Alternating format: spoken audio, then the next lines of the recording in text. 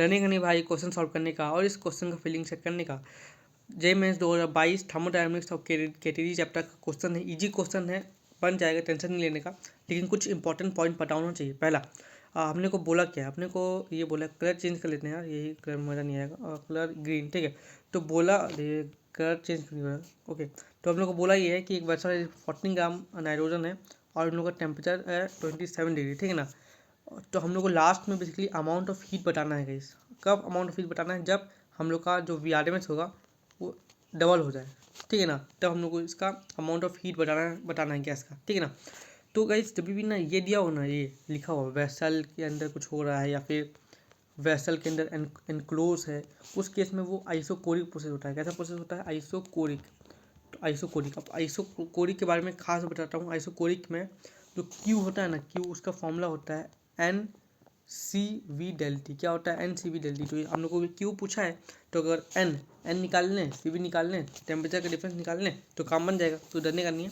N कैसे निकालेंगे, तो एन गाइस कैसे निकालेंगे, एन होता है मोल्स कैसे निकालेंगे। हम लोग को पहले 14 ग्राम दिया है, 14 को अपन लोग डिवाइड कर लेंगे, उसके मोलर मास 28 से नाइट्रोजन के, तो मिल जाएगा 1/2। तो एन तो मिल गया 1/2, ठीक है ना। पहला केस सॉल्व।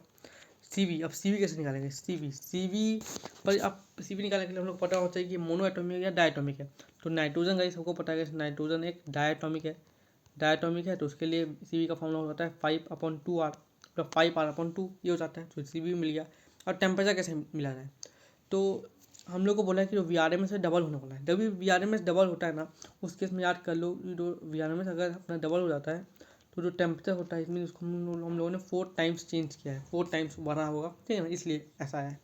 तो अगर 4 टाइम्स बढ़ा है तो हम लोग को सब मिल गया, लेकिन 4 टाइम्स बढ़ा है, लेकिन हम लोग को इसका वैल्यू भी तो चाहिए। तो पहले तो 27 डिग्री था, 27 डिग्री को केल्विन में करेंगे तो आएगा 300 केल्विन। तो पहले 300 केल्विन था, उसका 4 टाइम्स बढ़ गया, मीन्स 1200 केल्विन हो गया, 1200 केल्विन, ठीक है ना।